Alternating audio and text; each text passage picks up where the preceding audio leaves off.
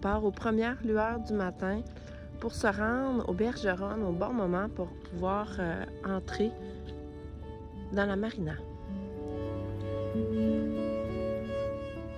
Et c'est au son des baleines qu'on quitte doucement l'Anse-à-Robitaille. On les voit pas, mais on les entend.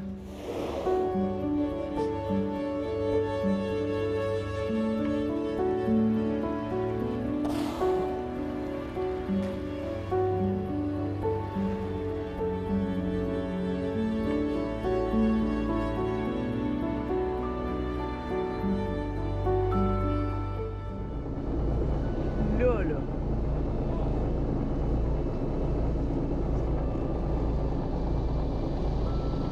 Avez-vous vu comment elle est majestueuse, cette baleine?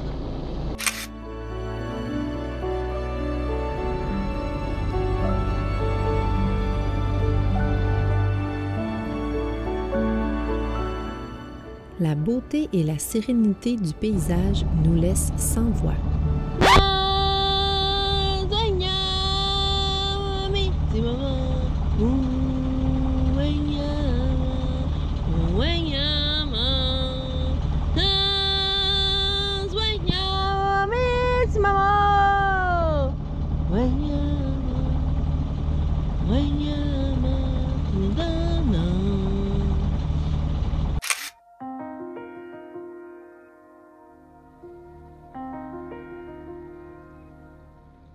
On part de l'Anse-à-Robitaille pour rejoindre les Bergeronnes 10 000 plus loin. Le ratio baleine-distance est excellent.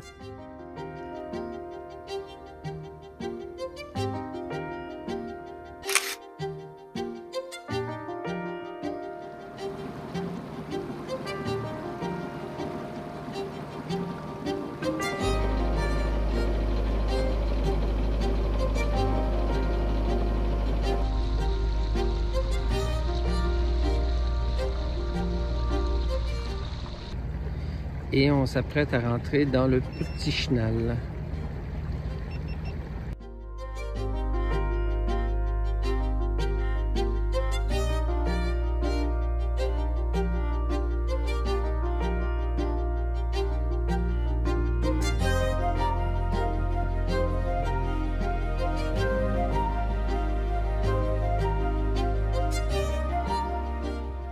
Le chenal pour entrer au Bergeronne est très sinueux mais bien balisé. Et on a une petite place à quai juste pour nous. Toute petite place. On s'en va où? On est où? Qu'est-ce qu'on fait? Bon, on est arrivé de bonne heure ce matin à la Grande Bergeronne. Ouais. Là, on a déjeuné. J'ai fait des crêpes parce que le capitaine voulait manger des crêpes. Tout à fait. Puis là, on est en train de prendre notre petite marche pour aller à la petite cochonne. On parle pas trop fort parce qu'il est encore de bonne heure, mais il n'est pas si de bonne heure que ça. Là. Ouais.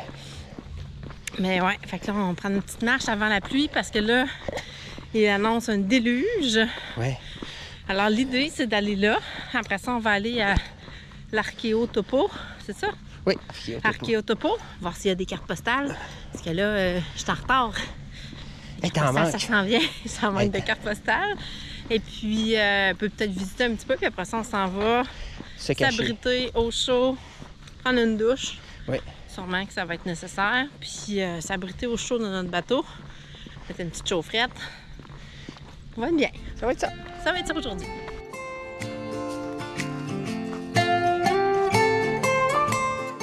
La boulangerie La Petite Cochonne est maintenant un arrêt incontournable lorsqu'on est au Bergeronne. Oh, ça va être bon, hein? Ça va être cochon.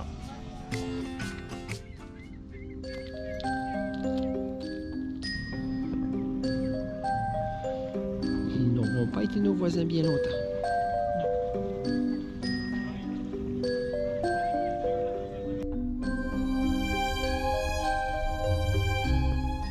On suit de près la trajectoire de la tempête tropicale Déby pour prévoir où et quand s'abriter. Là, elle s'en vient. Nous, c'est le point bleu. On profite des derniers instants de calme pour se dégourdir dans les sentiers. Il y a 3 sentiers, celui de la falaise, celui de la plage et celui de la biodiversité, pour un total de 3 km.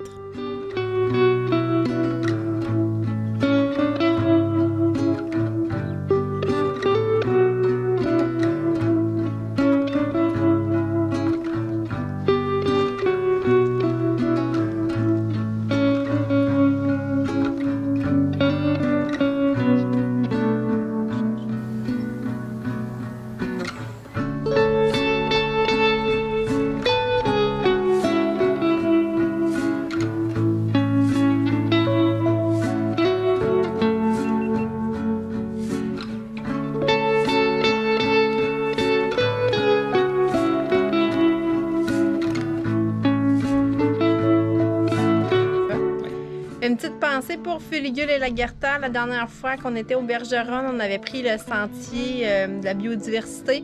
Alors on est au Belvédère. On pense à vous les amis.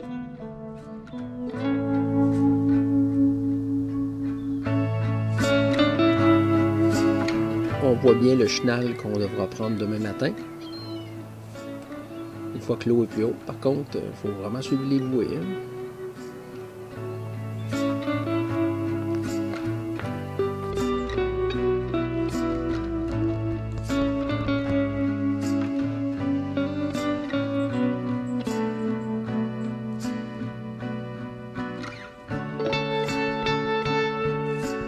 Lorsque la pluie arrive, on se cache.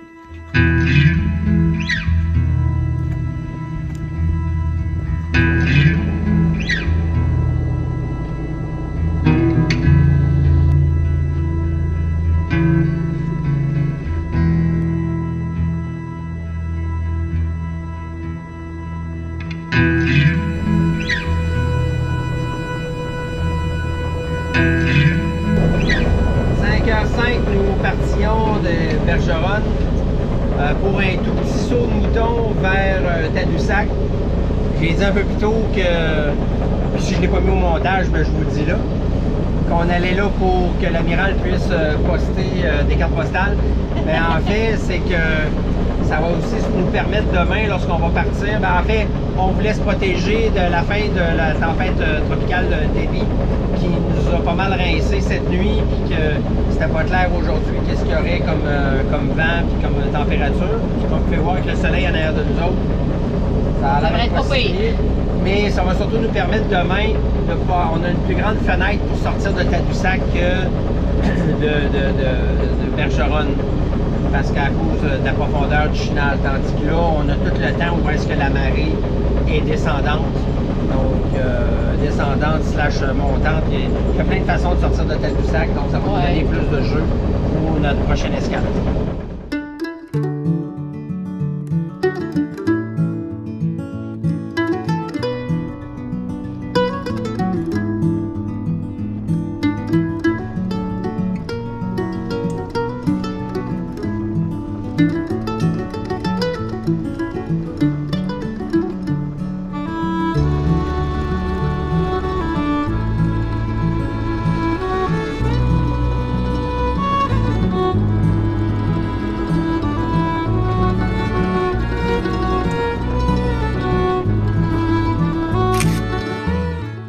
L'apparition de la toupie du Haut-Fond-Prince et des dunes de sable annonce Tadoussac.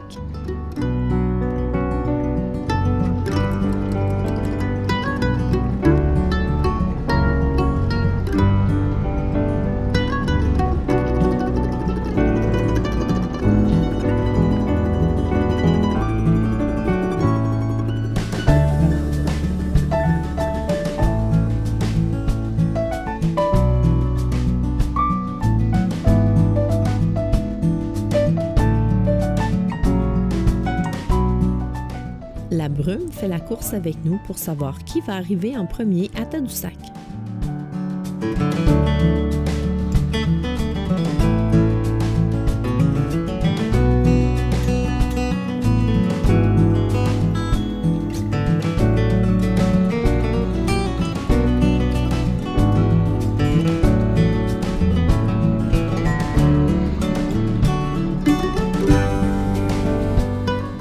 Visiblement, c'est elle qui a gagné.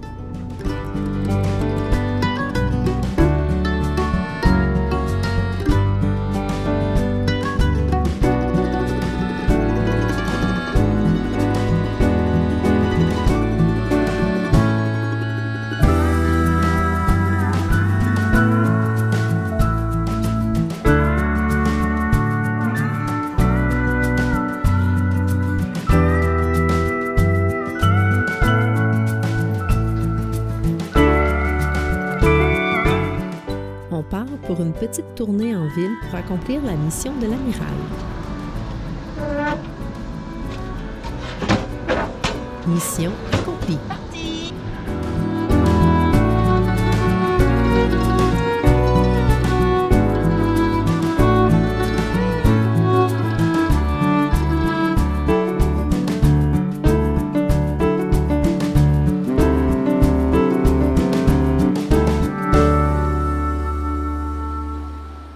Couvert de brume, le sentier de la Pointe de Lillet arbore une nouvelle ambiance.